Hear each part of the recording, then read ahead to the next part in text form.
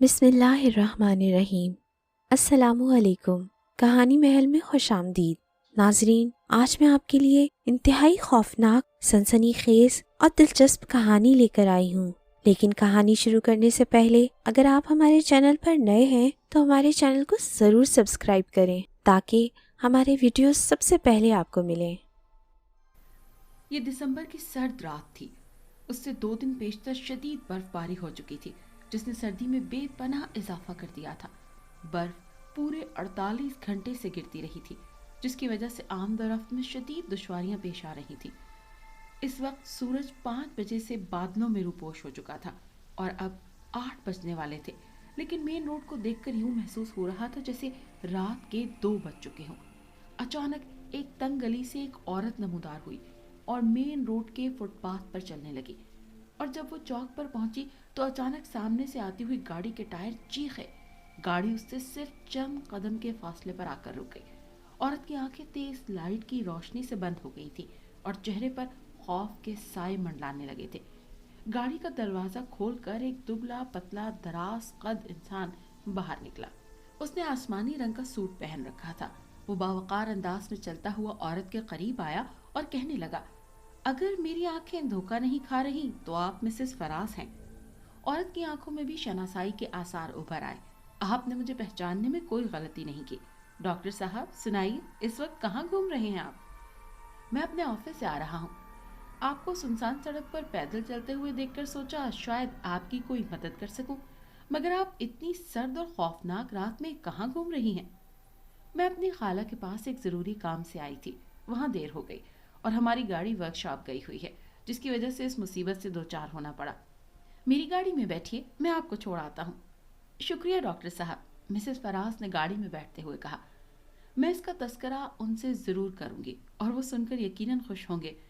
इसमें शुक्रिया अदा करने की ज़रूरत नहीं, ये तो मेरा फ़र्ज़ है। फराज मेरे अच्छे दोस्तों में से एक है। उसकी बीवी को पैदल चलते हुए देखकर मदद न करूं तो ये हमारी दोस्ती की तौहीन होगी। फराज काफ़ी दिनों से नज़र नहीं आ रहा है। कहाँ है आजकल? वो किसी सरकारी काम से बाहर गए हुए हैं। गाड़ी चौक पर से वापस घूमकर उसी सड़क पर दौड़ रही थी। फिर डॉक्टर ने एक्सीलेटर पर दबाव बढ़ा दिया और कहा, आपका किसी खून आशाम से वास्ता तो नहीं पड़ा? अगर ऐसा होता तो बात दलाइल से साबित करने की कोशिश न करता। और मिसेस फराज मुस्कुरा दी। डॉक्टर कहने लगा, मेरी वालिदा ने नफ्सियात पर चंद किताबें लिखी हैं। इस वक्त उनकी उम्र 100 साल के नज़दीक है। अगर आप उन्हें देखें तो हैरान रह जाएंगे। इतनी ज़्यादा उम्र में वो इस कदर तवाना, नेक और पाकीज़ा खातून है। डॉक्टर साहब, आपने अपनी वालिदा का इस अंदाज में तस्करा करके मेरे दिल में फौरन मिलने का इश्तियाक पैदा कर दिया है। कब मिलाएंगे आप अपनी वालिदा से? जब आपको फुर्सत मिले। मेरे साथ चलिए, वो आपसे मिलकर यकीनन खुश होंगी। अगर उन्होंने पसंद किया तो जब तक फराज नहीं आते उनके साथ मेरा वक्त अच्छा गुजरेगा। मैं तकरीबन सारा दिन फारिग होती हूँ। ठीक है मिसेस फराज, आप कल ही किसी वक्त तशरीफ़ ले आइए। मुझे शायद इतना वक्त ना मिल सके। आप 2 बजे मेरे दफ्तर तशरीफ़ ले आए, मैं आपको साथ ले चलूँगा। बहुत अच्छा डॉक्टर साहब, कल ठीक 2 बजे आपके दफ्तर पहुँच जाऊँगी। डॉक्टर का दफ्तर आफंदी बिल्डिंग की दूसरी मंजिल पर वाक़ था। 2 बजने में अभी 15 मिनट बाकी थे। डॉक्टर इस वक्त खिड़की के करीब खड़ा देख रहा था। खिड़की की तरफ गौर से देखते ही उसे देख लेना नामुमकिन था, क्योंकि उसका जिस्म खिड़की के दरवाजे से निकलते हुए रेशमी पर्दे के पीछे छुपा हुआ था। ठीक 2 बजे एक टैक्सी खिड़की के ऐन नीचे आकर रुकी और टैक्सी का दरवाज़ा खोलकर मिसेस फराज बाहर निकली और टैक्सी का किराया अदा करने के बाद सीढ़ियों की तरफ बढ़ने लगी। उसे देखते ही डॉक्टर फौरन सीट पर आकर बैठ गया। उसने अपने खुश्क होंठों पर जबान फेरी और सिगरेट निकालकर सुलगा लिया। फिर मेज पर बिखरे हुए कागजों के वर्क गर्दानी करने लगा।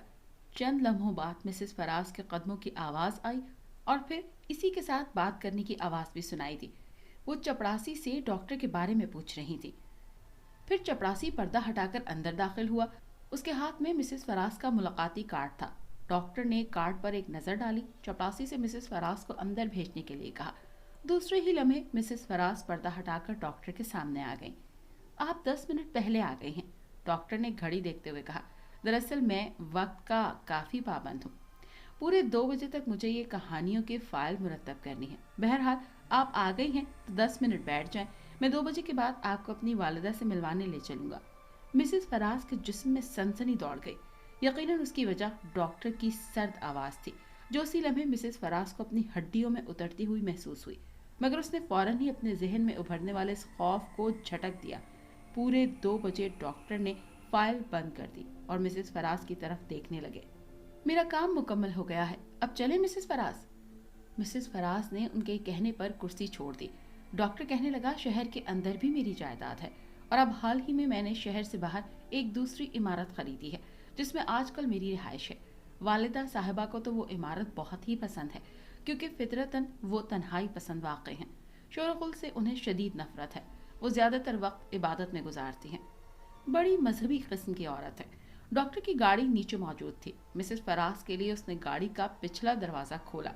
जब वो अंदर बैठ गई तो डॉक्टर ने अगली सीट पर बैठकर स्टीयरिंग संभाल लिया और गाड़ी को मोड़कर सड़क पर छोड़ दिया। जाने क्यों मिसेस फराज को रह रहकर ये एहसास हो रहा था जैसे उसने जबरदस्त हिमाकत की हो। वो सोच रही थी कि उस शख्स पर इस हद तक एतमाद नहीं करना चाहिए था। इसमें शक नहीं कि मेरे शौहर के इससे रस्मी किस्म के मरासिम हैं और मैं उनके साथ एक मरतबा पहले भी इनके दफ्तर आ चुकी हूँ और इनसे मिल चुकी हूँ, लेकिन इस मामूली सी वाकफियत के बिना पर मुझे इतना बड़ा कदम नहीं उठाना चाहिए था। अब अगर उसकी नीयत खराब हो जाए तो मैं उसका क्या बिगाड़ सकती हूँ। उसके जहन में एक अनजाना सा खौफ उभर रहा था। आखिर उसने अपने डूबते हुए दिल को संभाल लिया और सोचा, डॉक्टर इंसान ही तो है, खा थोड़ी जाएगा। अगर उसने मुझसे कोई गुस्ताखी की तो मेरे बाजू इस कदर कमज़ोर नहीं है कि मैं अपनी इज्जत उस जैसे मरियल आदमी के हवाले कर दूं। मैं आखिरी दम तक जिद्दोजहद करूंगी। वो इन्हीं ख्यालात में गर्क थी और गाड़ी तारकोल की चिकनी सड़क पर फिसलती जा रही थी। मिसेस फराज ने अपने आप को हर किस्म के हालात के लिए मुकम्मल तौर पर तैयार कर लिया था। शहर से बाहर निकलकर डॉक्टर ने गाड़ी एक कच्चे रास्ते पर डाल दी। मिसेस फराज ने चौंक कर पूछा, इधर कहाँ जा रहे हैं? उसकी आवाज में लर्जिश थी, उसके आसाब पर खौफ तारी था। डॉक्टर हंस पड़ा। उसकी हंसी मायनी खेज थी। वो सामने मेरी कोठी है मिसेस फराज, बस अब हम पहुंचने ही वाले हैं। मिसेस फराज खामोश हो गई। वो मजीद सवाल करके खुद को खौफजदा जाहिर करना नहीं चाहती थी। गाड़ी दरख्तों में छुपी एक इमारत के गेट पर जाकर रुक गई। मिसेस फराज ने खौफजदा नजरों से आस पास देखा। इस तन्हा और खामोश इमारत के सिवा दूर दूर तक किसी का वजूद न था। डॉक्टर गाड़ी को एक साइड पर खड़ा करने के बाद खुद नीचे उतरा और पिछला दरवाजा खोलकर मिसेस फराज से उतरने के लिए कहा। क्या यहाँ पर चौकीदार नहीं है? मिसेस फराज ने गाड़ी से बाहर निकलते हुए पूछा। डॉक्टर ने नफी में सर हिला दिया और आगे बढ़कर दरवाजे पर दस्तक दी। सन्नाटे में दस्तक की आवाज दूर तक सुनाई दे रही थी, मगर अंदर खामोशी थी। डॉक्टर ने दोबारा कदरे जोर से दस्तक दी। उसी लम्हे अंदर से किसी के कदमों की चाप सुनाई दी, जो दरवाजे के करीब आती चली गई। फिर दरवाजा आहिस्ता आहिस्ता खुलने लगा। अंदर खासी तारीकी थी और इस तारीकी में स्याह कपड़ों में मलबूस एक अजीब से चेहरे ने दरवाजे से देखा। उसे देखकर अंदाजा लगाना मुश्किल था कि वो औरत है या मर्द। डॉक्टर के हमराह मिसेस फराज को देखकर उसने जल्दी से दरवाजा खोल दिया। उसके जिस्म पर जनाना लिबास देखकर मिसेस फराज उसे औरत समझने पर मजबूर हो गई, वरना उसके ऊपर वाले होंठ खासे लंबे और मोटे थे और कान बड़े बड़े और नाक लंबूतरी थी। आंखें तिरछी थीं। मिसेस फराज को देखकर उसकी आंखों में अजीब सी चमक पैदा हो गई। मिसेस फराज को उसके चेहरे पर गैर फितरीपन का एहसास हुआ और उसकी रीढ़ की हड्डी में सर्द लहर दौड़ गई। इस औरत के चेहरे और डॉक्टर के चेहरे पर गैर महसूस हद तक मुशाबहत थी, जिससे मिसेस फराज ने अंदाजा लगा लिया कि यही इनकी माँ है। उसे देखकर उसने जबरदस्ती मुस्कुराने की कोशिश की और इस बात का मुंतजिर रही कि डॉक्टर उसका तारुफ उसकी वालिदा से कराएगा, मगर डॉक्टर ने तारुफ की जरूरत ही महसूस नहीं की और अंदर दाखिल होकर दरवाजा बंद कर दिया। उसकी वालिदा मिसेस फराज की तरफ बढ़ी तो डॉक्टर जल्दी से दरमियान में आ गया और फिर इसी तरतीब से चलने लगा। इस तरह चलते हुए वो राहदारियों से गुजरकर एक कमरे में दाखिल हो गए। मिसेस फराज को पूरी इमारत से वहशत महसूस हो रही थी, खासकर उस औरत से तो वो सख्त खौफजदा थी। उसका देखने का अंदाज इतना खौफनाक था कि मिसेस फराज को अपने वजूद में चूंटियां सी चलती महसूस हो रही थी। ताहम उसने अभी तक खुद को संभाल कर रखा था और कोशिश कर रही थी कि उसकी किसी हरकत से बुज़दिली का इजहार ना हो, क्योंकि डॉक्टर एक मर्तबा पहले भी ये कहकर उसे बुज़दिली का ताना दे चुका था कि आपका दिल बहुत कमज़ोर है। डॉक्टर की इस बात की इसने इस तरह तरतीब की थी कि अब वो खौफ का इजहार करके खुद को छोटा साबित नहीं करना चाहती थी। ورنہ حقیقت میں وہ اس وقت کو کوس رہی تھی کہ جب ڈاکٹر سے اس کی ملاقات ہوئی تھی۔ وہ دل ہی دل میں دعا مانگ رہی تھی کہ خدا آج خیریت سے گھر پہنچا دے تو پھر کسی غیر شخص پر اس قدر اعتماد کرنے کی حماقت کبھی نہ کروں گی۔ مگر اب دعا قبول ہونے کا وقت گزر چکا تھا۔ یہ لوگ جیسے ہی کمرے میں پہنچے وہ منحوس عورت مسز فراز کی طرف اس انداز میں جھپٹی جیسے چیل مرغی کے بچے پر جھپٹتی ہے۔ اس سے پہلے کہ ڈاکٹر مداخلت کرتا اس کے تیز پنجے مسز فراز کے بازو میں اتر گئے تو ڈاکٹر نے جلدی سے اس کے سر کے بال پکڑ کر اسے جھٹکا دیا۔ پھر تو جیسے اس پر دیوانگی کا دورہ پڑ گیا۔ وہ اچھل کر اٹھی اور دوبارہ پوری شدت سے مسز فراز پر جھپٹ پڑی۔ اس مرتبہ اس کی شکل دیکھ کر مسز فراز کی چیخ نکل گئی، کیونکہ اس کے چہرے کے نقوش خوفناک حد تک بدل گئے تھے۔ کان کھڑے ہو گئے تھے، ترچی آنکھیں اس قدر سرخ ہو گئی تھیں جیسے انگارہ، آنکھوں کی پتلیاں سکڑ گئی تھیں، ہونٹ اس حد تک بند ہو گئے تھے کہ اس کا وجود ہی ختم ہو گیا تھا، اور دانت مسوڑوں کے اوپر تک نظر آ رہے تھے۔ اگر درمیان میں ڈاکٹر نہ آ جاتا تو وہ مسز فراز کو ختم کر دیتی۔ ڈاکٹر کو اس سے الجھتا دیکھ کر مسز فراز راہداری میں بھاگی تاکہ دروازہ کھول کر باہر نکل سکیں، مگر فوراً ہی اسے پتہ چل گیا کہ دروازہ بند ہے۔ اس کے ہینڈل کو پکڑ کر کئی بار جھٹکے دیے اور پھر زور زور سے چیخنے لگیں کہ کوئی ہے، خدا کے لیے میری مدد کرو، مجھے اس عمارت سے نکال دو۔ کافی دیر تک چیختی رہیں، پھر زاروں قطار رونے بھی لگیں۔ اس کو اندر سے اس عورت کی وحشت انگیز چیخوں کے سوا کچھ بھی سنائی نہیں دے رہا تھا۔ ڈاکٹر اسے ایک کوٹری کی طرف کھینچ رہا تھا اور وہ بے تحاشا چیخ رہی تھی۔ اس نے ڈاکٹر کی کلائی پر کافی جگہ سے کاٹ لیا۔ اب ڈاکٹر نے اس کی گردن مضبوطی سے پکڑی ہوئی تھی، اس کے باوجود خود وہ باولے کتے کی مانند بار بار منہ پھیر کر ڈاکٹر کو کاٹ لینے کی کوشش کر رہی تھی۔ کوٹری کے قریب ہی ڈاکٹر نے اسے زور سے اندر گرا دیا اور جلدی سے سلاخوں والا دروازہ بند کر کے تالا لگا دیا۔ کوٹری سے بڑی نفرت انگیز بدبو آ رہی تھی، اندر انسانی ہڈیاں پڑی ہوئی تھیں۔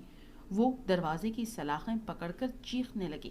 مسز فراز بند دروازے کے پاس ہی کھڑی فرار کے لیے کوئی راستہ تلاش کر رہی تھی۔ ڈاکٹر اسے اپنی طرف آتا دکھائی دیا۔ وہ اسے دیکھ کر راہداری کی بائیں جانب بھاگ کھڑی ہوئی اور سب سے پہلے آنے والے دروازے سے زور سے دھکا لگ کر گر گئی۔ دروازہ پہلے سے ہی کھلا ہوا تھا۔ مسز فراز فوراً ہی اندر جا گری اور پھر لڑکتی ہوئی نیچے چلی گئی۔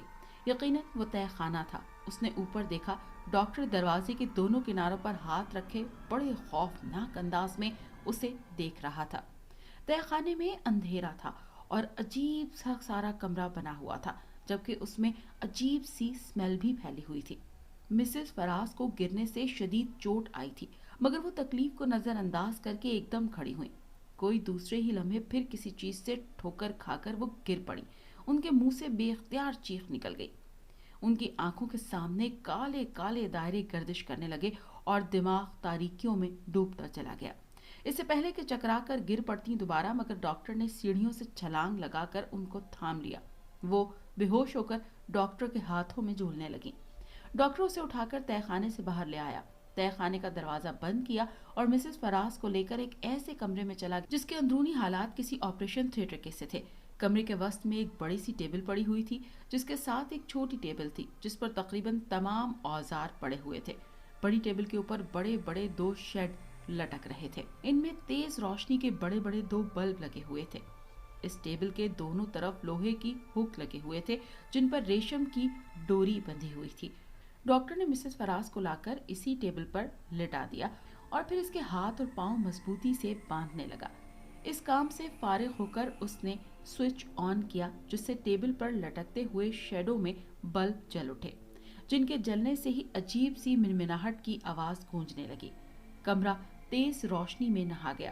ڈاکٹر نے دیوار میں بنی ہوئی الماری کا دروازہ کھول کر اس کے اندر سے شیشے کا جار نکالا، جس کے ساتھ بہت سے ٹیوب اور تار لٹک رہے تھے۔ ڈاکٹر نے مسز فراز کے چہرے پر اس طرح سے فٹ کر دیا جیسے کہ خلائی بازو کے چہرے پر چڑھایا ہو۔ پھر الماری سے ایک چوکور باکس نکالا۔ باکس کے ایک کونے میں ڈائل بنا ہوا تھا جس پر 30 تک ہندسے بنے ہوئے تھے اور ایک باریک سے سرخ رنگ کی سوئی باکس کے ہلنے کی وجہ تھی، اور وہ 0 پر थिरक रही थी। यकीनन वो बॉक्स की किसी किस्म की सुई और मीटर था। डॉक्टर ने मिसेस फराज के चेहरे पर चढ़े हुए तमाम तार इस मीटर के साथ मुंसलिक कर दिए।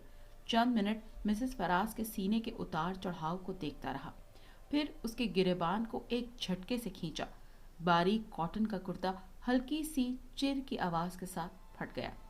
झटका लगने से मिसेस फराज को होश आ गया तो उनकी आंखें खुली की खुली रह गईं और वो डॉक्टर की तरफ देखती रह गई। अपने जिस्म को हरकत देने की कोशिश की। जोर लगाने से मजबूत रेशम की डोरी उसकी जिल्द में उतर गई। अभी वो कुछ कह ही रही थी मगर चेहरे पर शीशे का खौल चढ़ा हुआ था। इसी वजह से उसकी आवाज सुनाई नहीं दे रही थी। ताहम उसकी दहशत से फटी हुई आंखें देखकर होंठों से निकलने वाली बात को समझना कुछ मुश्किल काम न था। डॉक्टर उसकी तरफ तवज्जो दिए बगैर अपने काम में लगा हुआ था। डॉक्टर ने एक बार भरपूर नजर उसके सरापे पर डाली और फिर धड़कते हुए दिल को तकने लगा। चंद लम्हे धड़कनों का जायजा लेने के बाद टेबल पर पड़ी हुई सिरिंज मुंतखब की, जिसके पीछे प्लास्टिक की नलकी लगी हुई थी। उसके बाद ट्यूब को 2 से 3 मरतबा दबाकर कारकर्दगी का जायजा लिया। फिर सिरिंज पकड़कर मिसेस फराज के धड़कते हुए दिल के पास एक मरतबा गौर से देखा और बगल वाली साइड से सिरिंज की सुई में मिसेस फराज की पसलियों के दरमियान उतार दी। बारीक और लंबी सुई उसकी पसलियों से गुजरकर दिल के करीब जब खून की एक शरियान में पैवस्त हो गई तो मिसेस फराज उस लम्हे तकलीफ की शिद्दत से तड़प कर दोहरी हो गई। उसकी हड्डियां कड़कड़ा गईं, आंखें उबल पड़ी और चेहरा सुर्ख हो गया। डॉक्टर ने पंप करने वाली ट्यूब को दबाकर आहिस्ता छोड़ा तो उबलता हुआ सुर्ख सुर्ख खून सिरिंज से गुजरकर प्लास्टिक की थैली से होता हुआ दूसरी जानिब पड़ी हुई बोतल में गिरने लगा। यही वो लम्हा था जब मीटर की सुर्ख सुई ने थिरकना शुरू कर दिया, जैसे इसमें अचानक जान पड़ गई हो। यकीनन इसी लम्हे मिसेस फराज की रूह उसके जिस्म से खारिज होकर मीटर में जमा होने लगी थी, जिससे मीटर की सुई तेजी से थिरकती हुई ऊपर उठने लगी थी। पहली बोतल खून से भर गई तो डॉक्टर ने पाइप का सिरा दूसरी बोतल में लगा दिया। मिसेस फराज का रंग जर्द होते होते बिल्कुल सफेद हो गया और मीटर की सुई आहिस्ता आहिस्ता रफ्तार से उठती हुई 25 के हिस्से पर थिरकने लगी। अभी खून का एक एक बूंद गिर रहा था। चंद लम्हों बाद वो भी खत्म हो गया। मिसेस फराज के जिस्म में दौड़ते हुए खून का आखिरी कतरा तक इन बोतलों में जमा हो चुका था। तमाम खून निकल आने के बाद मीटर की सुई एक जगह साकित हो गई थी। डॉक्टर ने खून की बोतलों पर कार्क लगाकर अलमारी में एहतियात से रख दिया, जहां पर ऐसी दूसरी और भी 2 बोतलें पड़ी हुई थी। अलमारी को लॉक करने के बाद मिसेस फराज की लाश से सुई निकाली और उसे पानी से भरी हुई ट्रे में रख दिया। फिर मीटर को चेक करने लगा। उसके चंद स्क्रू टाइट किए और तमाम नालियां और तार उससे जुदा कर दिए। मीटर का सिलसिला मुनक़ता करने के बाद खौल उसके सर से उतार दिया, रस्सी भी खोल दी जिससे उसका जिस्म बंधा हुआ था। इसके बाद उसने छुरी उठाई और किसी माहिर कस्साब की तरह दोनों रानों से गोश्त काटकर ट्रे में रख दिया। आखिरी नजर लाश पर डालकर मुतमईन अंदाज में कोठरी की तरफ बढ़ने लगा, जिसमें उसने अपनी वालिदा को बंद किया था। डॉक्टर को देखते ही वो बेताब होकर चीखने और उलझने लगी। डॉक्टर ने दरवाजा खोला तो दीवाना वार उस कमरे की तरफ भागी जहां मिसेस फराज की लाश मौजूद थी। जाते ही लाश पर भूखे भेड़िए की तरह टूट पड़ी। उसका गोश्त दांतों से नोचने लगी। जब पेट भर गया तो लाश को घसीटकर कोठरी में ले गई और लाश को बगौर देखने लगी। और डॉक्टर इतना लजीज और खूबसूरत गोश्त इसे बड़ी मुद्दत के बाद खाने को मिला था। उसे अपनी बेबसी पर अक्सर रहम आने लगता। वो एक इंतहाई एहतियात किस्म का आदमी था। उसकी खून आशाम जिंदगी में ये दूसरा मौका था जब उसने बराह रास्त किसी इंसान पर हाथ डाला था, वरना वो हमेशा दूसरों के कंधों पर रखकर बंदूक चलाने वाला शिकारी था। उसकी बुज़दिली की वजह से अक्सर वो प्यास का सामना करना पड़ता था। मिसेस फराज को उसी रात अगवा कर सकता था जब वो उसकी गाड़ी में बैठकर घर गई थी, मगर उसके मोहतात फितरत ने उसको ये खतरा मोल लेने ना दिया। ऐसे ये खतरा भी हो सकता था कि मिसेस फराज की मर्जी के बगैर उसे ले जाने की कोशिश की तो वो चीखना शुरू कर देगी। उसके तस्वुर में लकड़ी का खूंटा घूम गया और वो उस खूंटे से हर लम्हा खौफजदा रहता था, जो पसलियों को तोड़कर दिल में उतर जाया करता था। उसके नातवा कंधों पर उसकी बूढ़ी माँ का बोझ भी था, जिसके लिए उसे किसी न किसी तरह गोश्त का बंदोबस्त करना पड़ता था। डॉक्टर ने आला तालीम इसीलिए हासिल की थी कि इंसानों के करीब रहकर उनकी फितरत का मुताला किया जा सके। उसने इंसान के करीब रहकर जो अंदाज़ा कायम किया था वो उसकी हिम्मत करने के लिए काफ़ी था। उसे जिंदा रहने के लिए हर कदम निहायत ही सोच समझ कर उठाना पड़ता था। आखिर उसने एक ऐसा तरीका इजाद किया जिससे उसके लिए खतरा काफी हद तक कम हो गया था, मगर उसका वो तरीका पूरी तरह कामयाब नहीं हो सका था। उसने एक ताज़ा कब्र खोदकर एक मजबूत शख्स का मुर्दा निकाला और उसे एक ऐसे सियाल केमिकल में डाल दिया जिससे उसका गोश्त गलने सड़ने से महफूज हो गया था। फिर उसने एक ऐसा मीटर तैयार किया जिसमें हर नए शिकार की रूह को कैद कर लिया जाता। गोश्त खाने और खून पीने के बाद वो उस रूह को मुर्दा जिस्म में दाखिल कर देता और इसके जरिए शिकार खेलता था। उसे कुछ भी नहीं करना पड़ता था। इस तरह उसके पहले खतरात बहुत कम हो गए थे, मगर उसका ये तरीका पूरी तरह से कामयाब नहीं हो सका था। रूह के साथ हर मर्तबा तकरीबन एक खून की बोतल जिस्म में दाखिल करने के बाद वो जिंदा होता था। उसके पकड़े जाने का खतरा हरगिज न था। जैसे ही वो खुद को खतरे में महसूस करता था, सांस बंद कर लेता था और उसके सांस बंद करने से ही जिस्म पर धुआं बनकर फिजा में तहलील हो जाता और दोबारा मुर्दा हालत में उसी जार में जा गिरता जिसमें सियाल केमिकल भरा होता था। उसके नाकाम वापस आने पर एक घंटी बज उठती थी, जिससे डॉक्टर को अंदाजा हो जाता था कि वो नाकाम वापस लौट आया है। ज्यादातर उसे नाकामी का ही सामना करना पड़ता था, जिससे डॉक्टर की शदीद मेहनत के साथ एक बोतल खून भी जाया हो जाती। डॉक्टर के लिए उसकी हैसियत जुए के बराबर थी। अगर कामयाब हुआ तो वो बहुत ही खून हासिल होता और नाकाम होता तो एक बोतल जुए में जाया हो जाती। जुए में वही लोग जीतते हैं जो खुशकिस्मत हों। डॉक्टर बदकिस्मत था, लिहाजा वो हारता। उसके पास खून की मिकदार कम हो गई थी, जिसे वो बड़ी एहतियात से इस्तेमाल करना चाहता था। यही वजह थी कि मिसेस फराज को अगवा करने के बाद उसे खुद रख लेना पड़ा था। बड़ी मुद्दत के बाद डॉक्टर को लजीज और खूबसूरत गोश्त नसीब हुआ था। क्यों ना होता, ये डॉक्टर का अपना इंतखाब था। दूसरे के लाए हुए जिस्म अक्सर गोश्त से खाली होते, खून भी बहुत कम निकलता था। डॉक्टर के ख्याल के मुताबिक वो शख्स किसी को करीबी अस्पताल से उठा लेता था। उस वक्त उसके सामने मिसेस फराज के तने हुए गोश्त के भुने हुए तिक्के रखे थे और जग में सोडा खून भरा हुआ था जिससे गैस खारिज हो रही थी। वो बड़े मसरूर अंदाज में तिक्के खा रहा था और खून पी रहा था। दूसरी तरफ कोठरी में बैठी हुई उसकी वालिदा किसी गहरी सोच में गुम थी। वो बड़ी देर से घुटनों में सर दिए आतिशदान के करीब बैठी कुछ सोच रही थी। आतिशदान में आग भड़क रही थी। उसकी हरारत से उसका चेहरा सुर्ख हो गया था। वक्त भी गुजरता चला गया। डॉक्टर के कमरे की रोशनियां गुल हो चुकी थी। वो सोने के लिए बिस्तर पर लेट चुका था। उसकी माँ कोठरी में टहलने लगी। वो बार बार हथेलियों को मल रही थी।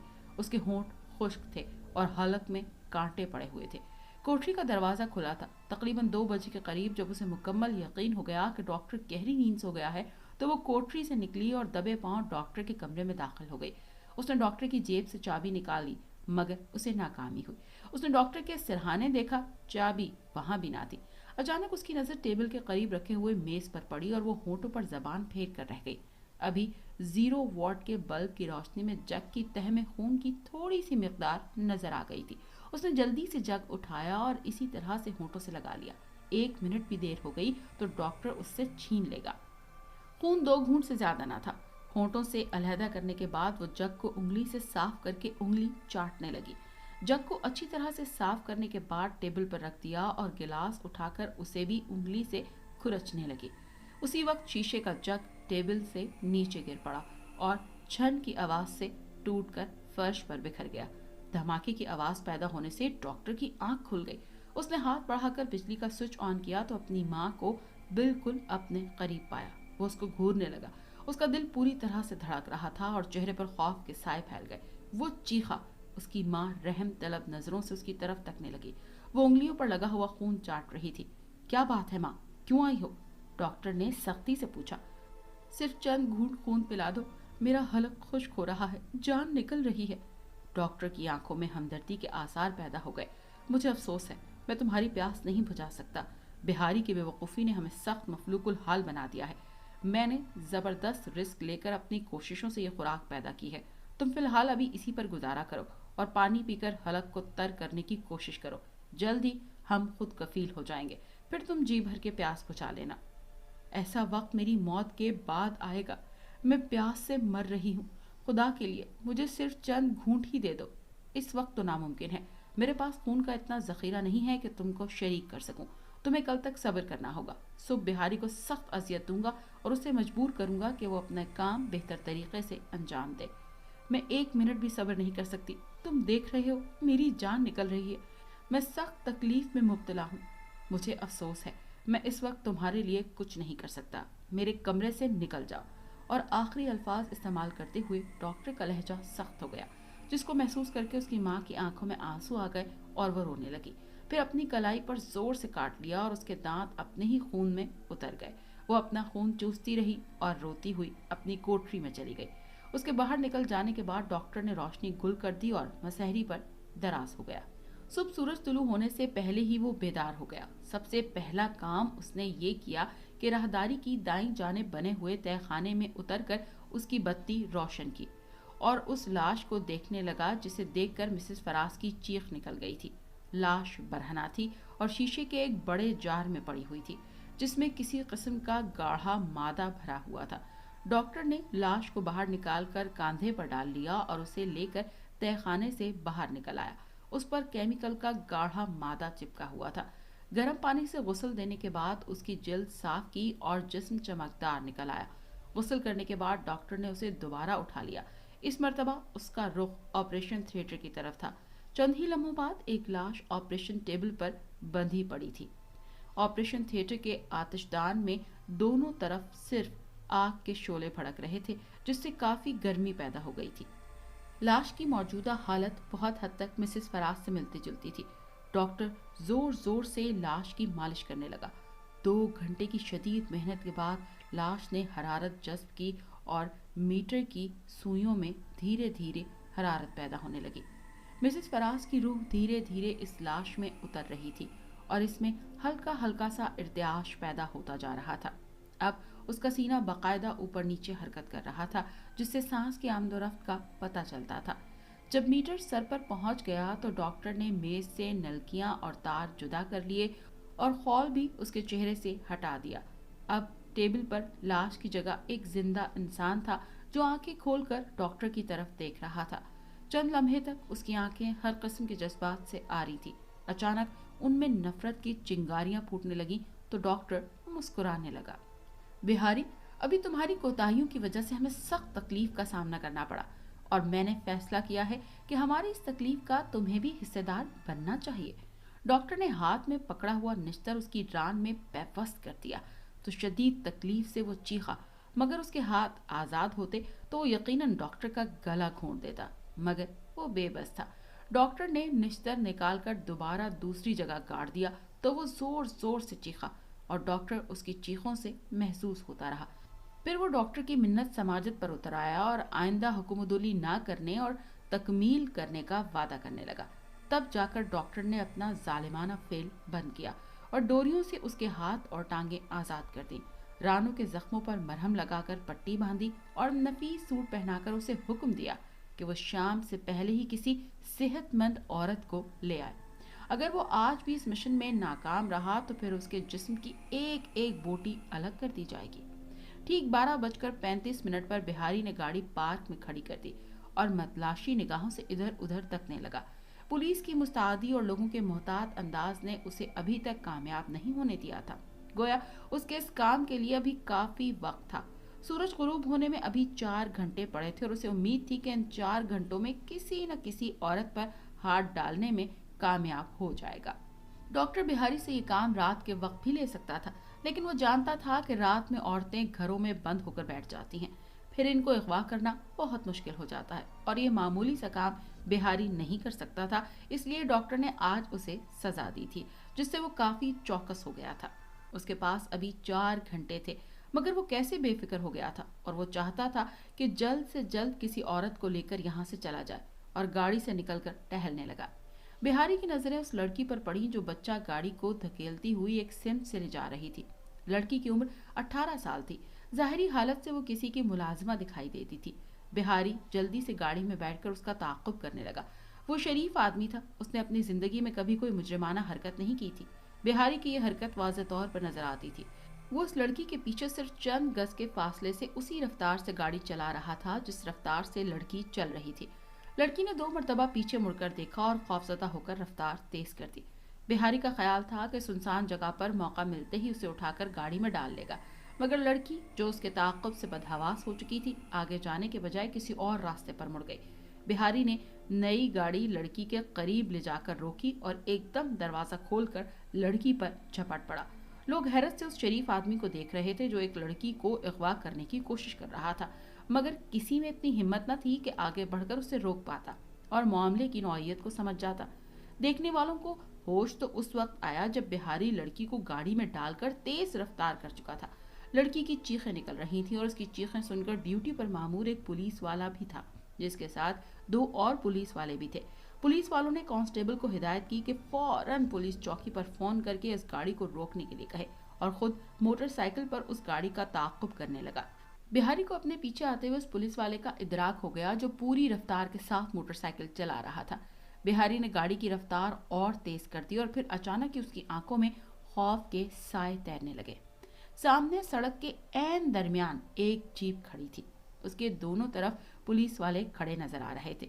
بہاری نے صرف ایک لمحے کے لیے سوچا اور فیصلہ کن انداز میں رفتار مزید بڑھاتے ہوئے سانس بند کر دیا۔ سانس روکتے ہی اس کا جسم دھندلا ہو کر بگولے کی مانند فضا میں تحلیل ہو گیا اور اس کے کپڑے اس طرح سے سیٹ پر موجود رہ گئے جیسے غبارے سے ہوا خارج ہو گئی ہو۔ گاڑی پوری رفتار سے سامنے کھڑی پولیس جیپ سے ٹکرا گئی، جس سے زبردست دھماکہ ہوا اور آگ کے شعلے دور دور تک پھیل گئے۔ یقیناً کسی گاڑی کی پیٹرول کی ٹنکی پھٹ گئی تھی، یا ہو سکتا ہے دونوں گاڑیوں کی ٹنکیاں پھٹ گئی ہوں، کیونکہ ٹکراؤ بہت شدید تھا۔ ڈاکٹر آج جلدی آفس سے واپس آ گیا تھا اور اس وقت اپنی ماں کو سمجھا رہا تھا اور اس کی ہمت بندھا رہا تھا کہ جلد ہی بہاری کسی عورت کو لے کر آئے گا، پھر تم جی بھر کر اس کے خون سے اپنی پیاس بجھا لینا۔ بہاری کی لائی ہوئی عورت تمہارے لیے ہی ہوگی، اسے تم جس طرح چاہو استعمال کر سکتی ہو۔ ڈاکٹر کی باتیں سن کر وہ خوش نظر آنے لگی۔ مستقبل قریب کے تصور سے ہی اس کا دل خوشی سے جھوم رہا تھا۔ جب وہ عورت لائے گا اور سالم عورت اس کے سپرد کر دی جائے گی، وہ اس تصور میں ہی اپنے دانتوں کو اس انداز میں بھینچ رہی تھی اور خیالی عورت کو نوچ نوچ کر کھا رہی تھی۔ وہ اس عورت کی چیخیں اس کے کانوں میں رس کھول رہی تھی۔ 1 بجے کا وقت ہوگا، عین تہہ خانے میں بجنے والی گھنٹی کی آواز سنائی دی، جسے سن کر وہ دونوں ایک ساتھ اچھل پڑے۔ ڈاکٹر کی مٹھیاں بند ہو گئیں اور جبڑے کی ہڈیاں ابھر آئیں۔ غصے کی زیادتی کی وجہ سے اس کی آنکھیں سرخ ہو گئیں۔ وہ دوڑتا ہوا تہہ خانے میں پہنچا، اس کے پیچھے اس کی ماں بھی تھی۔ تہہ خانے میں ڈاکٹر کا غصہ عروج پر پہنچ گیا، کیونکہ سامنے جار میں بہاری کی لاش تیر رہی تھی۔ ڈاکٹر سرسری انداز میں اس کے گرد چکر لگانے لگا اور غصے سے اپنا جسم نوچنے لگا۔ اس کا دل چاہ رہا تھا کہ وہ جار کے ٹکڑے ٹکڑے کر دے اور بہاری کی لاش کو چیر پھاڑ کر کھا جائے۔ آج اس نے بہاری کی ذات سے بہت امیدیں وابستہ کر رکھی تھی۔ اگر اس نے بہاری کے جسم پر اس قدر محنت نہ کی ہوتی تو وہ یقیناً اسے چیر پھاڑ کے کھا چکا ہوتا، مگر پھر اس کو اس مقصد کے لیے نیا جسم تیار کرنا پڑتا جس کے لیے مہینے درکار تھے، اور اس جان لیوا محنت سے وہ سخت خوف کھاتا تھا۔ یہی وجہ تھی کہ وہ اسے نقصان پہنچانے کی ہمت نہ کر سکا۔ اب کیا ہوگا؟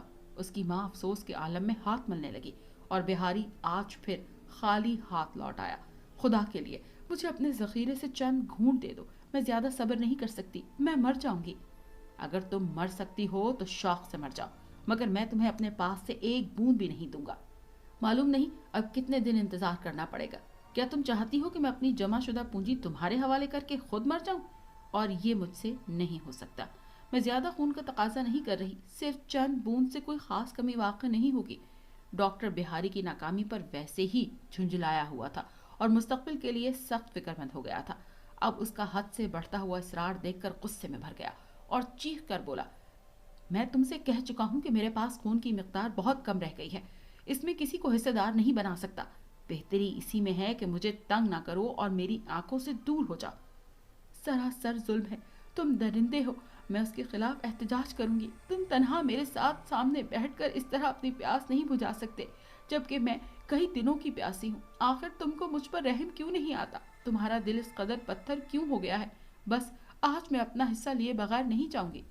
تمہاری یہ مجال، میں دیکھتا ہوں تم اپنا حصہ مجھ سے کیسے وصول کرتی ہو۔ ڈاکٹر نے اسے زور سے دھکا دیا۔